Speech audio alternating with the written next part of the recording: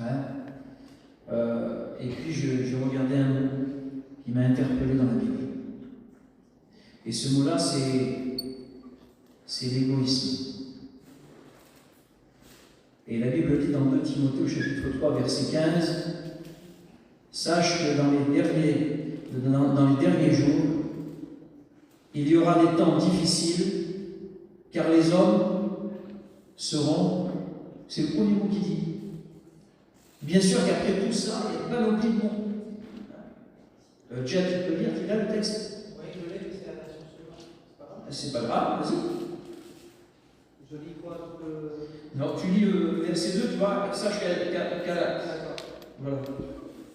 Sache que dans les derniers temps, il y aura des jours difficiles, car les hommes seront égoïstes, amis d'argent, prétentieux.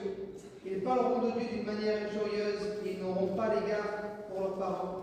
Ils seront ingrats, dépourvus de respect pour ce qui est saint. Ils seront sans cœur, sans pitié, calomniateurs, incapables de se maîtriser, cruels, ennemis du bien, emportés par leur passion, enflés d'orgueil, et seront prêts à toutes les trahisons. Ils aimeront le plaisir plutôt que Dieu. Je continue. C'est bon. Sache qu'à la fin des temps, dans les derniers jours, il y aura des temps difficiles, car les hommes seront égoïstes, hautains, fanfarons, blasphémateurs, irreligieux, ingrats, déloyaux, calomniateurs, toutes ces choses-là. Et le premier mot qui est cité là, et c'est ce mot qui m'a interpellé, c'est égoïste. Et qu'est-ce que ça veut dire, ça, ce mot égoïste? Hein? J'aimerais vous poser une question, les jeunes, ce soir. J'aimerais attirer votre attention. Qu'est-ce que ça veut dire pour vous, ça, égoïste? Vous pouvez me le dire, c'est pas un piège, Jade. C'est pas un piège ce soir. Mais j'aimerais que tu réfléchisses bien.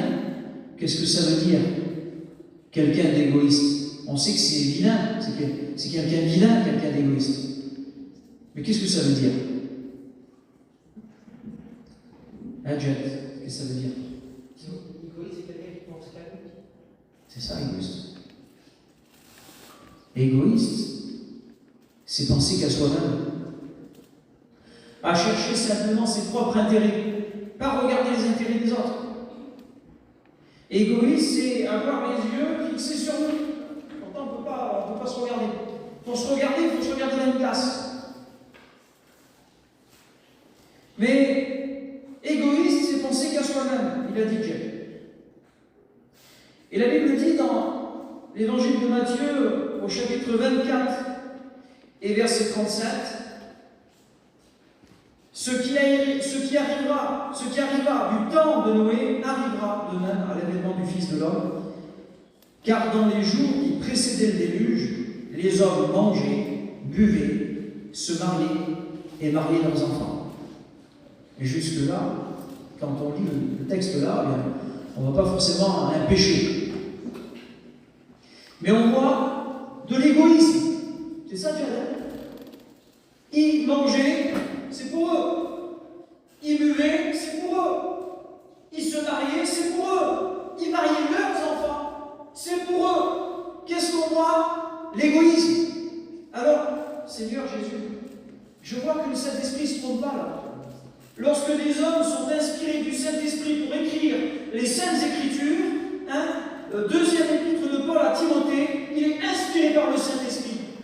Et il dit, sache que dans les derniers jours, il y aura des temps difficiles, car les hommes seront égoïstes. Et ce qui arrivera du temps de Noé arrivera de même à l'événement du Fils de l'homme. Et si on lit le livre de la Genèse, lorsque Dieu a pris la décision de détruire la terre et tout ce qu'elle renferme, l'humanité et tout ce qu'il renferme, eh bien il est écrit ceci, Genèse au chapitre 6, verset 5, écoutez bien, l'Éternel vit que la méchanceté des hommes était grande sur la terre et que toutes les pensées de leur cœur se portaient chaque jour uniquement vers le mal. Il n'y avait rien pour Dieu. Il n'y avait rien pour Dieu. Alors je parle là parce que ça résonne dans le micro. Vous m'entendez mieux là? C'est quoi là? Il n'y avait rien pour Dieu. J'aimerais vous relire le texte. L'Éternel vit que la méchanceté des hommes était grande sur la terre et que toutes les pensées de leur cœur se portaient chaque jour uniquement vers le mal. Les pensées de leur cœur étaient chaque jour portées uniquement vers le mal. Il n'y avait rien pour Dieu. Il n'y avait rien pour Dieu. Il n'y avait que pour eux-mêmes et pour le mal. C'était des gens égoïstes. Ils pensaient qu'à faire le mal. L'évangile de Luc au chapitre 17, verset 23, écoutez bien, ce qui arriva du temps de Lot arrivera pareillement. Les hommes mangeaient, buvaient, achetaient, vendaient, plantaient, bâtissaient. Ils faisaient tout ça pour eux. C'est pas ce qu'on voit aujourd'hui. On voit des mariages. On voit des gens qui essaient de bâtir, de construire, de gagner leur vie. Et puis s'y donner à cœur joie. Et puis faire tout pour acquérir, pour avoir. Et vous êtes jeune, vous avez des projets, et je ne veux pas vous jeter la pierre. Mais c'est vrai que quand on est jeune, on a de l'ambition dans ce monde.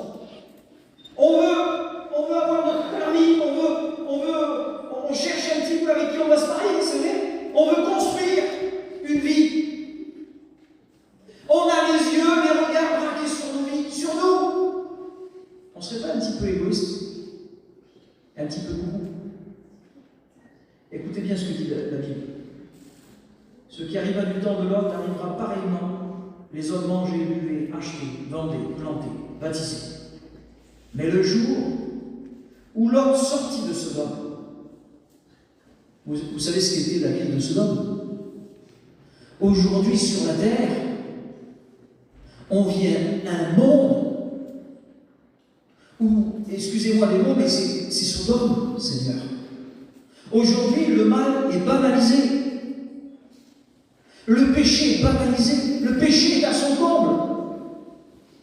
Et la Bible nous enseigne que le jour où il y aura l'avènement du Fils de l'homme, où il y aura l'enlèvement de l'Église, le retour du Seigneur, où le Seigneur viendra chercher son Église, ceux qui sont sauvés, eh bien ce sera dans ces temps-là, les temps de Noé, les temps de Sodome, les temps de Lot. Et les gens, eh bien, à cette époque-là, étaient égoïstes. Ils pensaient qu'à eux.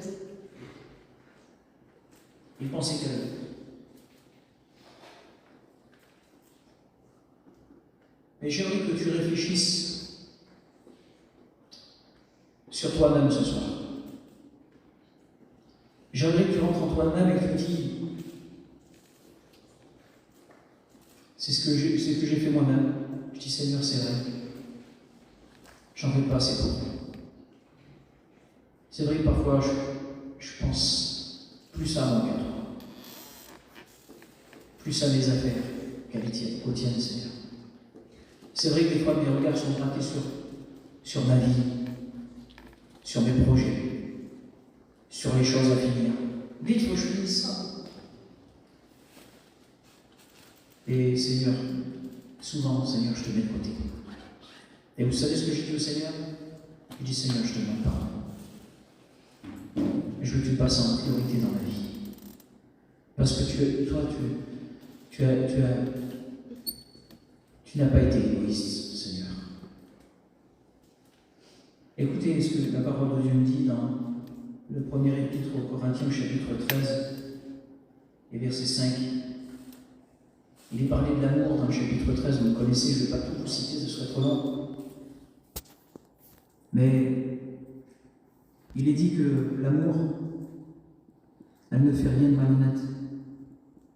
Elle ne cherche point son intérêt. Voyez-vous, l'amour, elle ne cherche pas sa propre intérêt, mais elle cherche l'intérêt des autres. Et dans l'épître aux Philippiens, au chapitre 2, verset 4, et j'aimerais le prendre avec vous, dans la parole de Dieu. Philippiens, chapitre 2, verset 4. que chacun de vous, au lieu de considérer ses propres intérêts, considère aussi ceux des autres. Ayez en vous les sentiments qui étaient en Jésus-Christ, lequel, existant en forme de Dieu, n'a pas regardé comme une proie arrachée d'être l'égal avec Dieu, mais s'est dépouillé lui-même en prenant une forme de serviteur, en devenant semblable aux hommes, et après s'être trouvé dans cette situation d'homme, s'est humilié lui-même, se rendant obéissant jusqu'à la mort, même jusqu'à la mort de la croix. Jésus n'a pas regardé son égalité avec Dieu, mais parce qu'il nous a aimés, et parce que Dieu l'a tant aimé, qu'il a donné son Fils unique. Il a donné sur la croix. Et lui, il s'est livré sur la croix du calvaire. Alors, ce soir, j'aimerais te dire simplement, arrête de penser ton avenir, à tes projets, à ce que tu vas faire plus tard. Si tu commences par ça, écoute-moi, en vérité, c'est une parole de Dieu. En vérité, je dis. Écoute bien, c'est une parole de Dieu. Si tu commences par tes projets, tout ce que tu vas bâtir, ce sera de la paille. Ce sera de la paille. Je te le dis en vérité, ce sera de la paille. Il y a des garçons qui sont venus me demander des conseils. Et avec des raisonnements qui n'étaient pas à la gloire de Dieu. Et ces raisonnements-là, c'est je vais d'abord marier, je vais d'abord me projeter dans l'avenir, me projeter dans ce monde, et puis après je verrai les choses de Dieu. Eh bien, croyez-moi, aujourd'hui, eh bien, ces garçons-là, c'est des vies détruites. Ils sont détruits et ils vivent dans le péché. Ils sont loin de Dieu. Et l'égoïsme, c'est ça, Seigneur. Ça nous perd, l'égoïsme. Lorsqu'on est égoïste, on est perdu, Seigneur. On est perdu par nos propres raisonnements on est faussé par nos raisonnements. Mais lorsqu'on pense à Dieu, lorsqu'on dit Seigneur, je te mets devant, Seigneur, je te le dis en vérité. Je te le dis en vérité. C'est une parole de Dieu. Eh bien que si tu fais de l'éternel tes délices, comme dit la parole de Dieu, que tu mets en lui toute ta confiance, que tu fais des projets de Dieu, pas des projets pour toi-même, pour ton bien-être, pour acquérir, pour avoir, pour posséder, mais des projets en Dieu. Eh bien, en vérité, tu vas être béni. En vérité, tu vas être béni. Voilà, c'était des mots simples, Seigneur. Je n'ai pas été long. Voilà, 13 minutes quand même. Je n'ai pas été long, ça va, je ne vous ai pas lassé. Tu as compris la parole de Dieu? Il faut arrêter d'être égoïste. Il faut arrêter, c'est ça la pensée que le Seigneur a mis sur mon cœur, je vous la donne comme je l'ai reçue. La pensée que le Seigneur a mis sur mon cœur, c'est que si tu es égoïste, si tu penses qu'à toi, tout va s'écrouler. Tout ce que tu as reconstruit va s'écrouler. Mais moi, j'apprends pour moi la parole de Dieu, et pour moi, je suis serviteur de Dieu. Mais si demain je deviens égoïste, si demain je regarde qu'à mes affaires, qu'à mes projets, qu'à ma vie, eh bien Seigneur, je pars à la dérive. Je pars à la dérive. Et je ne pourrai plus servir Seigneur. Mais si je mets Dieu devant, si mes projets sont en Dieu, eh bien c'est Dieu qui va me diriger. C'est Dieu qui va me conduire. Est-ce que tu crois que Dieu va te laisser sans rien? Est-ce que tu crois que Dieu, eh bien, ne va pas te nourrir, ne va pas pourvoir à tes besoins, ne va pas te diriger? Seigneur, Dieu va diriger en vérité. J'ai dit, toutes ces choses de la terre, ce sont les païens qui recherchent. Recherchez premièrement le royaume de Dieu et la justice de Dieu, et toutes les choses que les païens cherchent, mais toi, sans les chercher, sans mettre ton effort, eh bien Dieu te donnera. Seigneur, c'est terrible, hein? Ah, bien sûr, pas le péché, pas le monde, hein? Mais le Seigneur, il va te diriger pour une compagne. Il va te diriger pour celui ou celle avec qui tu vas tomber. Le Seigneur va te diriger. il va te conduire. Pour ta vie de tous les jours, le Seigneur va te conduire. Gloire à Dieu. Alors je crois que vous avez compris. Hein? Soyez pas égoïstes. N'ayez pas les regards fixés sur vous. Ayez les regards fixés sur Jésus. Ayez les regards fixés sur Jésus. Gloire à Dieu. Et là, le Seigneur vous bénira. Alors voilà, j'ai terminé. Hein? Bon, j'ai mordu encore 2 minutes, ça fait 15 minutes. Ça va? 15 minutes, c'est bien. Mais j'aimerais simplement vous dire ça par rapport à ce qu'il a dit de ce personne qui voulait être béni dans la voiture. Ça m'a fait penser à moi le jour, là, dimanche. J'étais là. Ça fait longtemps que je n'ai pas été béni comme ça. Seigneur, j'en avais besoin. Je me rappelle, Jen, c'était sous les tonnelles vers la Nathalie, là-bas, on faisait des réunions de quartier ensemble. Et le diable était rempli du Saint-Esprit, rempli de la puissance de Dieu. Et puis il était à pleurer comme ça, il pleurait. Puis il était rempli de Dieu. Et il dit, Seigneur, ça fait longtemps. Ça fait longtemps, j'en avais besoin. Voilà, c'est vous qui m'a dit. Vraiment, j'en avais besoin. Mais vous savez, le Seigneur, il sait. Et il sait qu'on ne marche pas avec nous comme ça, de puissance du Saint-Esprit, bien qu'il nous le faut, Seigneur. On a la foi. On marche par la foi. Gloire à Dieu, c'est ça, les chrétiens. Ils marchent par la foi. Mais que c'est bon. Que c'est bon quand le Seigneur nous bénit. Il nous fait la grâce de nous bénir. Alors, si tu n'es pas égoïste ce soir, mais si tu voudrais penser à Jésus, ce qu'il a fait pour toi, si tu voudrais penser à Jésus, ce qu'il a fait pour toi, j'aimerais qu'on coupe les feux. Même pas moi, comme ça, il va te bénir. Si tu veux